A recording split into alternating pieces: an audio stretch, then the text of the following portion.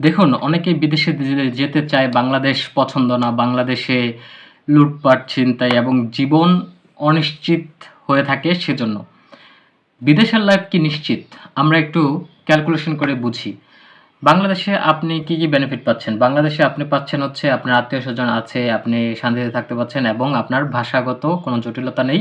আপনি আপনার মনের ভাষা সব জায়গায় প্রকাশ করতে পারেন এবং অনেক ক্ষেত্রে আপনি অনেক ছোট, ছোট আনন্দও পান।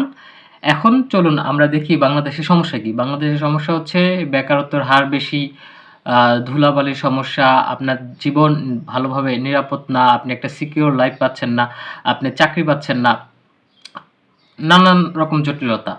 এবার আমরা একটু বিদেশ বা ইউরোপের জীবনগুলো বিশ্লেষণ করি।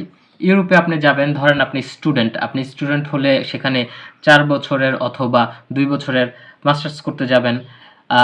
সেই ক্ষেত্রে আপনার কি সমস্যা হতে পারে? সেই ক্ষেত্রে হচ্ছে আপনার বিপুল পরিমাণের একটা অর্থ বাংলাদেশ থেকে খরচ করতে হবে, খরচ করে যেতে হবে।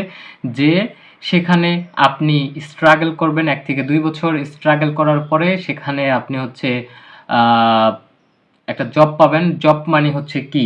জব মানি হচ্ছে 3rd ক্লাস একটা জব।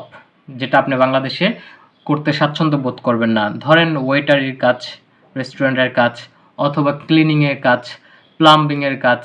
এই ধরনের কাজকর্ম পাবেন। এই ধরনের কাজকর্ম আপনার বিদেশে যাওয়ার পর করতে হবে। আপনার হচ্ছে আর্নিং এর জন্য।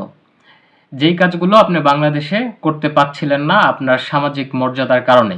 কিন্তু সেখানে আপনি করতে পারবেন, কারণ সেখানে আপনাকে কেউ চিনে না, জানে না, কিন্তু সেখানে এই কাজের জন্যই অনেক টাকা পাবেন। অনেক সেলারি ভালো বাংলাদেশের অনুযায়ী আপনি হচ্ছে দেখা যাচ্ছে যে ১, ২, ৩ লাখ টাকার মতো এই কাজগুলো করেই আপনি উপার্জন করতে পারছেন এবং সেখানে